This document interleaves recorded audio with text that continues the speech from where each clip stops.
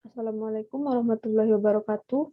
Perkenalkan, nama saya Gusti Ayu Hairunisa dengan NIM 202410101025 dari kelas Data Mining A. Pada video kali ini, saya akan menjelaskan tugas modul praktikum, yaitu modul 7 tentang Naive Bayes Classification. Oke, baik. Jadi pada modul 7, Naive Bayes Classification ini, kita diminta untuk melakukan klasifikasi dengan menggunakan algoritma Naive Bayes dengan menggunakan dataset adults.csv. Nah, di sini yang pertama ada fase data preprocessing. Langkah pertamanya di sini kita load terlebih dahulu dataset adults-nya, kemudian buang fitur yang tidak dibutuhkan, serta rapikan datasetnya. Nah, untuk melakukan load data di sini kita membutuhkan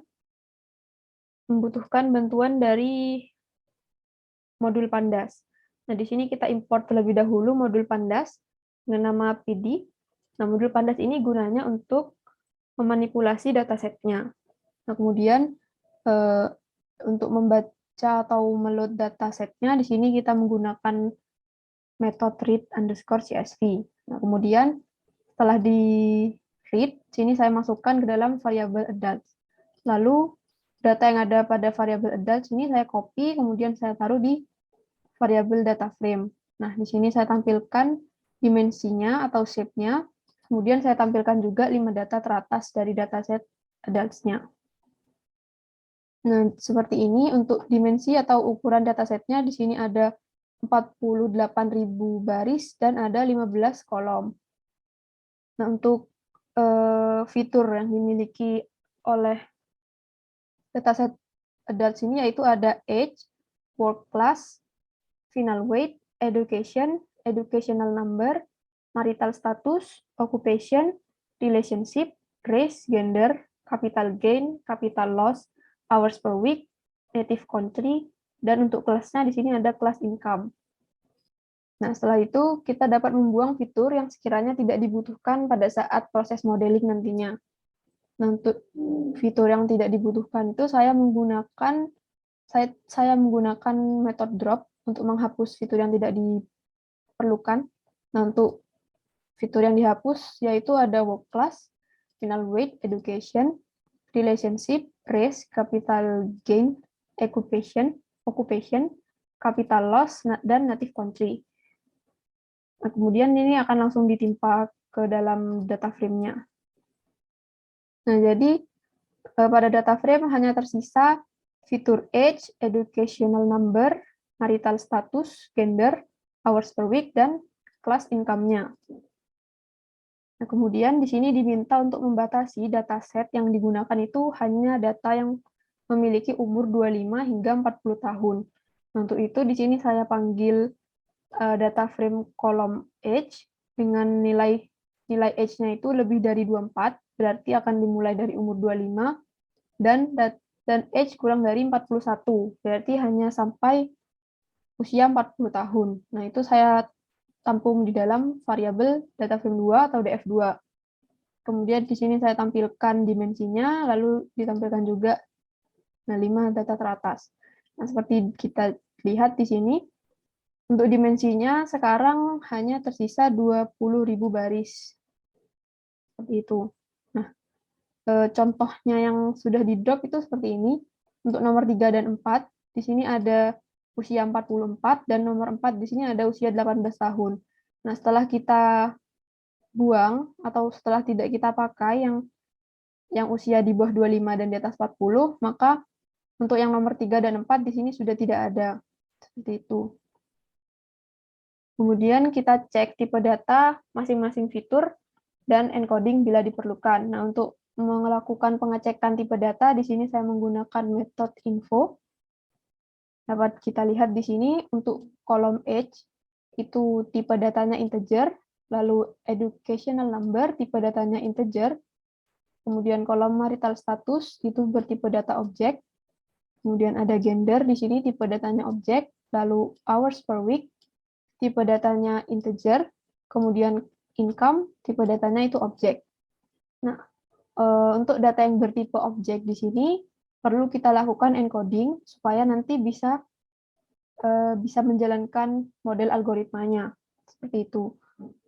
Sebelum kita encoding, di sini saya copy terlebih dahulu data frame 2, kemudian ditampung ke dalam data frame 3, seperti itu, karena akan kita encoding. Nah, sebelum kita encoding, kita harus mengimport terlebih dahulu modul sklearn preprocessing, kita import label encodernya. Kemudian kita panggil metode label encoder ini ditampung ke dalam variabel encode supaya mempermudah pemanggilannya nanti. Nah, untuk yang akan kita encoding, di sini ada fitur marital status, kemudian gender, dan income. Nah, untuk dilakukan encoding di sini, kolomnya itu saya fit atau saya latih dengan model dari label encodernya ini, kemudian ditransform atau langsung digantikan nilai yang lama dengan nilai yang baru setelah di-encoding, seperti itu. Nah, hasilnya setelah di-encoding seperti ini. Yang tadinya untuk di marital status ini never married, married, shift, spouse, di sini menjadi kategorikal, seperti itu. Lalu kita cek data null dan data duplicate-nya. Nah, untuk pengecekan data null di sini menggunakan metode isNull, kemudian disum untuk mengetahui jumlah data yang nullnya. Nah, seperti ini, ternyata pada data frame 3 ini sudah tidak ada data yang bernilai null. Lalu untuk data duplicate-nya di sini menggunakan metode duplicate, kemudian disum juga untuk mengetahui total data duplikasinya itu ada berapa. Seperti ini, ternyata total data duplicate-nya itu ada 12.000 data, atau 12.000 baris. Kemudian karena ada data yang duplicate, maka harus kita handling data duplicate-nya. Di sini saya handling dengan cara melakukan drop pada data yang duplicate. Nah, kemudian di sini saya tampilkan lagi jumlah data yang duplicate-nya itu untuk melakukan pengecekan apakah data yang duplicate itu sudah benar-benar terdrop atau belum. Nah, seperti ini ternyata data yang duplicate sudah berjumlah 0. Kemudian di sini saya print juga dimensi datanya untuk mengetahui berapa sisa dari data frame 3. Nah, ternyata sisanya itu ada 7.000 baris. Kemudian selanjutnya kita lakukan pengecekan pada data outlier yang divisualisasikan dengan menggunakan boxplot. Nah, untuk memvisualisasikan data, di sini kita harus mengimport terlebih dahulu modul Seaborn. Kemudian untuk visualisasinya kita menggunakan boxplot. Nah, di sini yang pertama ada visualisasi dari fitur edge. Seperti ini, bisa kita lihat bahwa untuk fitur edge itu tidak ada data yang outlier. Kemudian selanjutnya ada fitur educational number. Nah, di sini untuk fitur educational number ternyata ada data yang outlier di bagian kuartil 1. Selanjutnya, untuk fitur marital statusnya, di sini tidak ada data yang outlier. Kemudian untuk gender, nah, untuk gender juga tidak ada data yang outlier.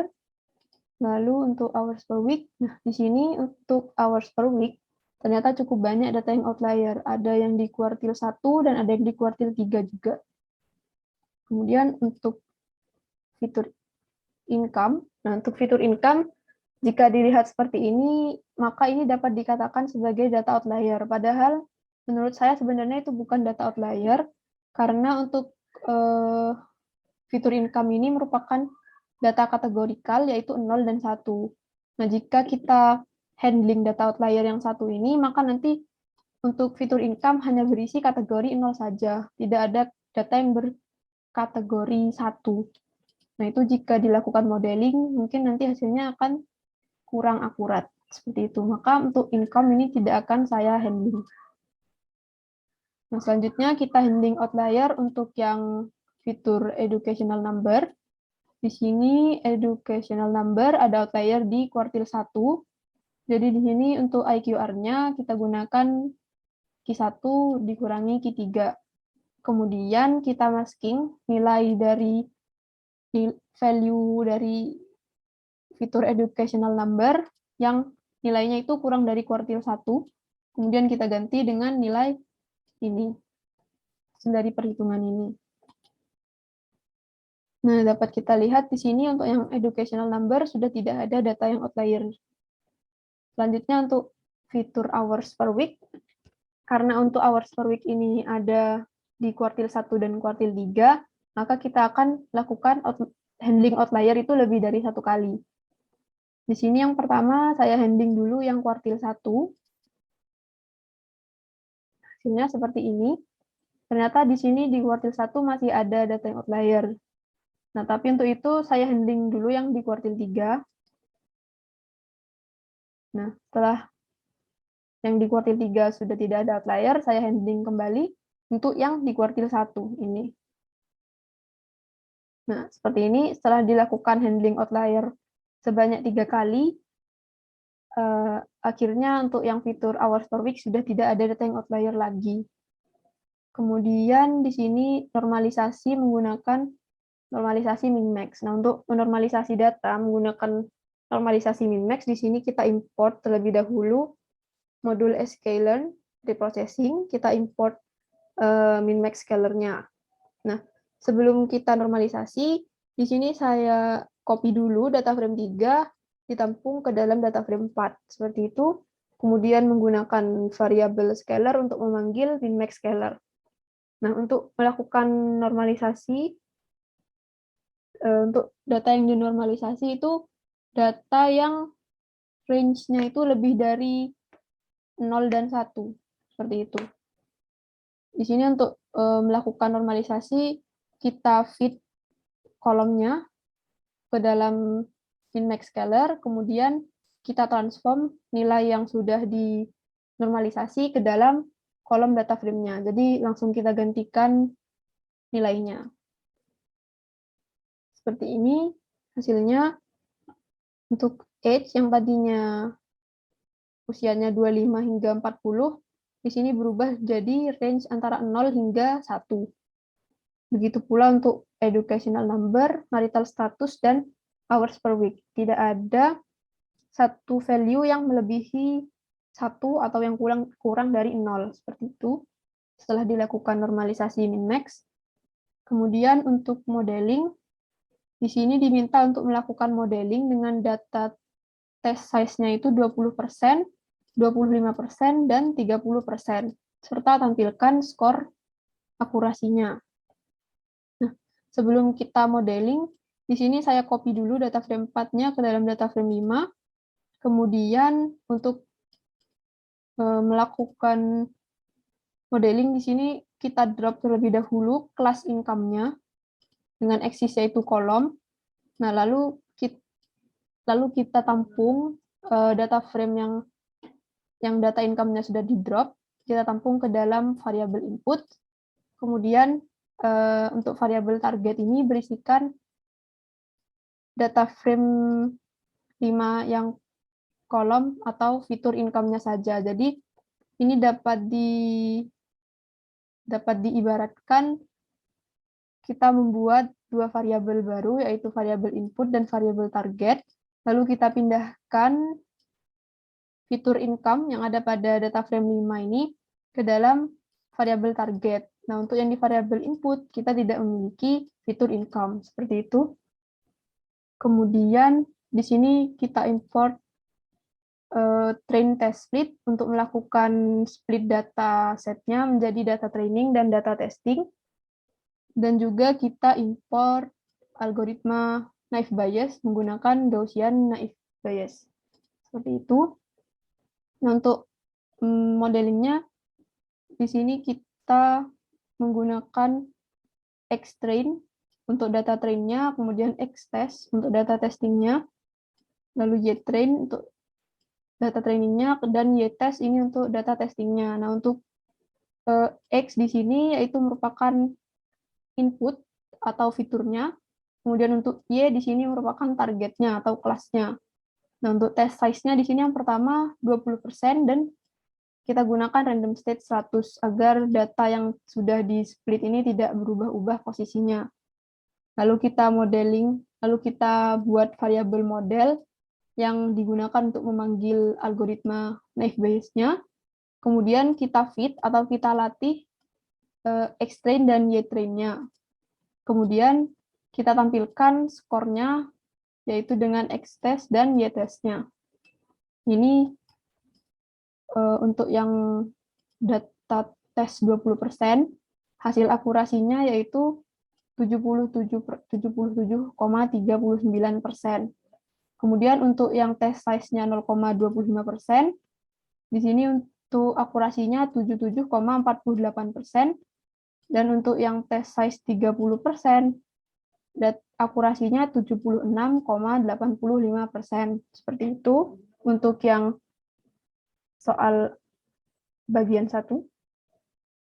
Oke, jadi untuk yang bagian kedua di sini ada perhitungan manual. Nah, untuk yang perhitungan manual ini kita diminta untuk melakukan modeling secara manual, boleh menggunakan kertas, Excel, atau spreadsheet, namun tidak boleh menggunakan coding. Nah, di sini kita diminta untuk melakukan klasifikasi menggunakan algoritma naive Bayes, berdasarkan dataset dummy, yaitu dataset jodoh naive Bayes yang telah disediakan oleh asisten praktikum. Setelah kita melakukan modeling, di sini diminta untuk menentukan hasil keputusan sesuai dengan 3 pertanyaan di bawah ini. Untuk datasetnya itu adalah ini.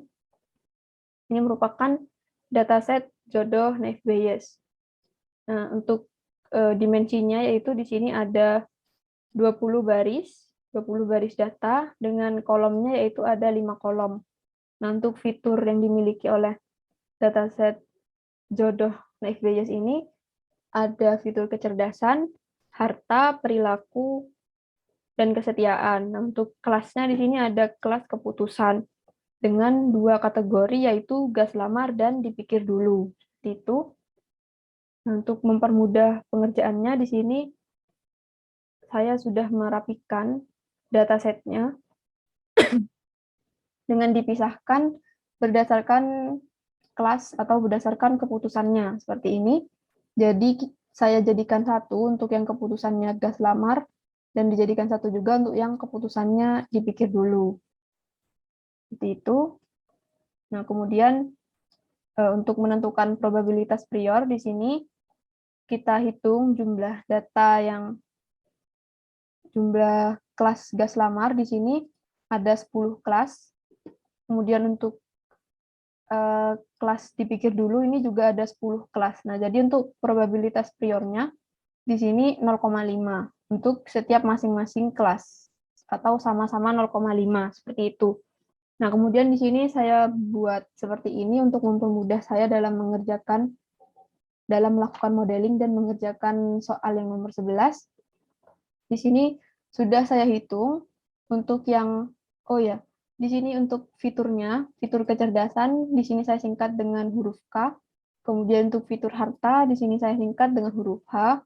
Lalu untuk perilaku dengan huruf P, dan kesetiaan itu dengan huruf S. Supaya nanti jika dituliskan di sini tidak terlalu panjang. Nah, kemudian di sini untuk yang kecerdasannya Pinterpol, dan kelas atau keputusannya itu gas lamar, di sini ada 9 data yang Pinterpol untuk keputusan gas lamar. Maksud saya di keputusan gas lamar itu ada Pinterpolnya itu ada 9 dari 10 data gitu. Jadi 9 per 10 sama dengan 0,9. Kemudian untuk yang kecerdasannya B aja, dalam keputusan gas lamar itu hanya ada 1. Jadi 1 per 10 atau 0,1. Nah, kemudian di sini untuk harta yang agak tajir, di sini ada 1 dari 10 data gas lamar. Jadi di sini 1 per 10 atau 0,1. Kemudian untuk yang B aja ada 4 per 10 atau 0,4. Untuk yang tajir di sini 0,5 dan baik 0,5 dan begitu seterusnya. Untuk tabel-tabel yang lainnya. Nah, di sini saya kasih contoh lagi untuk yang kecerdasannya Pinterpol, tapi keputusannya pikir dulu. Nah, jadi di sini yang Pinterpol itu ada 1 untuk yang kelas dipikir dulu. Jadi di sini 1 per 10 sama dengan 0,1. Kemudian untuk yang B aja di sini ada 9. Jadi 9 per 10 sama dengan 0,9. Seperti itu. Begitu juga seterusnya. Nah, di sini saya melakukan modeling dengan menggunakan 2 kombinasi fitur, 3 kombinasi fitur, dan 4 kombinasi fitur yang saya pilih secara acak. Nah, di sini yang pertama untuk keputusan gas lamar dengan kecerdasan pinter pol dan harta tajir. Jadi di sini rumusnya yaitu kita cari yang pinter pol pada keputusan gas lamar itu ada berapa, kemudian dikalikan dengan yang tajir pada keputusan gas lamar ada berapa, dan dikalikan dengan probabilitas playernya dari keputusan gas lamar. Nah, untuk yang pinter pol dalam keputusan gas lamar di sini 0,9. Jadi di sini saya tulis 0,9. Lalu untuk yang tajir dalam keputusan gas lamar di sini ada 0,5. Dan untuk probabilitas playernya 0,5. Jadi 0,9 dikali 0,5 dikali 0,5 dan hasilnya 0,2250. Kemudian untuk yang keputusannya dipikir dulu di sini untuk yang pinter pol tapi keputusannya dipikir dulu di sini 0,1. Kemudian untuk yang tajir tapi dipikir dulu tapi dalam kelas dipikir dulu ini 0,2. Lalu untuk probabilitas playernya 0,5. Kemudian untuk 0,1 dikali 0,2 dikali 0,5 hasilnya 0,01. Itu untuk yang 2 atribut. Kemudian di sini ada yang 3 fitur. Nah, di sini untuk yang keputusan gas lamar dengan kecerdasan B aja, hartanya tajir, dan perilakunya B aja. Nah, untuk rumusnya, di sini kita cari yang perilaku B, kecerdasan B aja pada keputusan gas lamar, kemudian dikalikan dengan yang harta tajir pada keputusan gas lamar, lalu dikalikan lagi dengan yang perilakunya B aja pada keputusan gas lamar, kemudian dikalikan dengan probabilitas playernya dari gas lamar. Seperti itu. Nah, untuk kecerdasan B aja pada keputusan gas lamar, di sini 0,1. Jadi saya tulis 0,1. Kemudian untuk yang hartanya tajir, itu 0,5. Lalu untuk yang perilakunya B aja, di sini 0,3. Kemudian dikalikan dengan probabilitas playernya. Didapatkan hasilnya 0,015. Begitu. Kemudian untuk yang keputusan pikir dulu, nah untuk kecerdasan B aja pada keputusan pikir dulu, ini 0,9. Kemudian untuk yang hartanya tajir pada pikir dulu itu 0,2. Lalu untuk yang perilakunya B aja pada pikir dulu itu 0,4. Dan dikali dengan probabilitas playernya yaitu 0,5. Didapatkan hasil 0,72. Kemudian untuk yang 4 atribut, nah, untuk yang 4 atribut di sini keputusannya dengan keputusan gas lamar, kecerdasan pinter pol, kemudian hartanya agak tajir, perilakunya baik, dan kesetiaan jempol. Nah, untuk rumusnya yaitu kita cari yang jumlah yang pinter pol dalam keputusan gas lamar, kemudian dikalikan dengan yang agak tajir pada keputusan gas lamar, lalu dikalikan dengan yang perilaku baik pada keputusan gas lamar, kemudian dikalikan lagi dengan kesetiaan jempol pada keputusan gas lamar, lalu terakhir dikalikan dengan probabilitas prior dari keputusan gas lamar. Di sini didapat 0,9 dikali 0,1 dikali 0,5 dikali 0,7 dikali 0,5. Nah, hasilnya itu 0,0158. Kemudian untuk yang keputusan pikir dulu, nah untuk kecerdasan pinter pol pada keputusan pikir dulu itu 0,1, kemudian untuk yang harta agak tajir itu 0,5, lalu untuk yang perilaku baik 0,2, dan kesetiaan jempol itu 0,3. Lalu dikalikan dengan probabilitas playernya, didapatkan hasilnya 0,0015. Nah, untuk keputusan atau untuk keputusannya dengan menggunakan fitur pinter pol dan harta tajir, itu keputusannya lebih besar untuk yang gas lamar, yaitu 0,2250. Sedangkan untuk yang pikir dulu itu 0,1. Kemudian untuk fitur kecerdasan B aja, harta tajir, perilaku B aja, itu lebih besar keputusan untuk pikir dulu, yaitu 0,072. Sedangkan untuk keputusan gas lamarnya 0,15. Lalu untuk yang kombinasi 4 atribut atau 4 fitur, di sini dengan fitur pinter pol, hartanya agak tajir, kemudian perilakunya baik dan kesetiaannya jempol. Di sini keputusannya itu lebih besar untuk gas lamar, yaitu 0,158, dibandingkan dengan keputusan pikir dulunya, yaitu 0,0015. Seperti itu untuk proses modelingnya. Nah, kemudian di sini untuk menjawab pertanyaan nomor 11,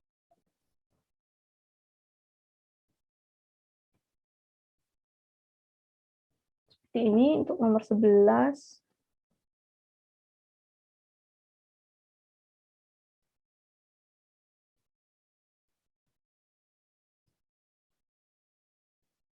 Untuk nomor 11, kita lihat dulu soalnya. Di sini nomor 11 yang A, bagaimana hasil keputusan menurut pelatihan tersebut bila terdapat data Pinterpol, tajir, baik, jempol. Nah, jadi di sini untuk keputusan gas lamar pada kecerdasan Pinterpol, harta tajir, perilaku baik, dan kesetiaan jempol. Nah, untuk rumusnya di sini kita cari jumlah yang Pinterpol dalam keputusan gas lamar, kemudian dikalikan dengan yang hartanya tajir dalam keputusan gas lamar, dikalikan lagi dengan perilaku baik dalam keputusan gas lamar, lalu dikalikan dengan kesetiaan jempol pada keputusan gas lamar, dan dikalikan dengan probabilitas prior-nya. Nah, didapatkan seperti ini. Untuk yang Pinterpol itu 0,9, untuk yang tajir 0,5, untuk yang perilaku baik 0,5, dan kesetiaan jempol itu 0,7, lalu probabilitas prior-nya 0,5. Didapatkan hasilnya 0,0788. Kemudian untuk yang keputusannya pikir dulu, didapatkan kecerdasan Pinterpolnya itu 0,1, harta tajirnya itu 0,2, perilaku baiknya itu 0,2, kesetiaan jempol itu 0,3, dan probabilitas prior-nya 0,5. Jadi didapatkan hasilnya itu 0,0006.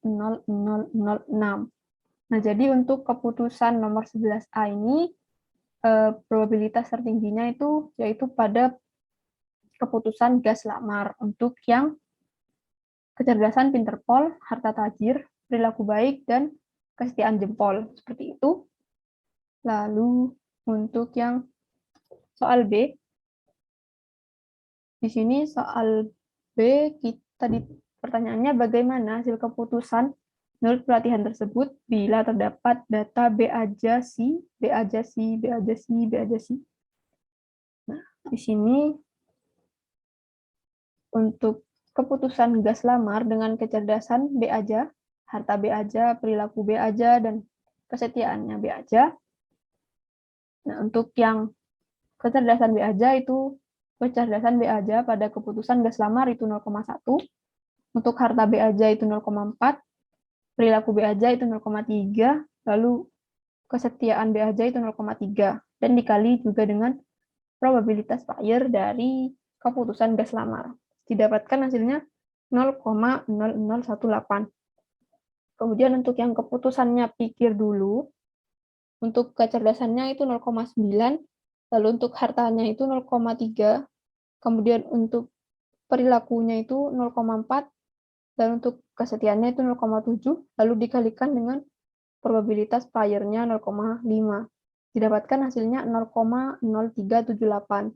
Jadi untuk keputusan pada soal nomor 11 yang B ini, keputusannya itu pikir dulu.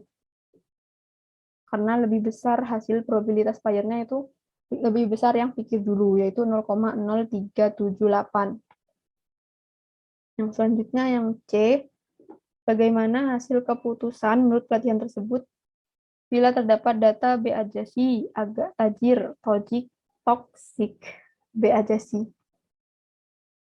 Nah, jadi untuk yang keputusan gas lamar, untuk kecerdasan BAJ-nya itu 0,1, untuk harta agak tajir itu 0,1, dan untuk perilaku toksik itu 0,2, dan untuk kesetiaan BAJ itu 0,3, lalu dikali dengan probabilitas FIRE-nya 0,5. Sini didapatkan hasil yaitu 0,0003. Kemudian untuk yang keputusan pikir dulu, kecerdasan BAJ-nya itu 0,9, harta agak tajir itu 0,5, lalu perilaku toksiknya itu 0,4, kemudian kesetiaan BAJ-nya itu 0,7, dan dikali dengan probabilitas FIRE-nya 0,5, didapatkan hasilnya itu 0,063. Nah, jadi untuk keputusan pada soal nomor 11 yang C ini, keputusannya yaitu pikir dulu, karena probabilitas FIRE-nya itu lebih besar dengan nilai 0,063. Seperti itu. Untuk yang perhitungan secara manual. Sekian penjelasan dari saya. Kurang lebihnya mohon maaf. Wassalamualaikum warahmatullahi wabarakatuh.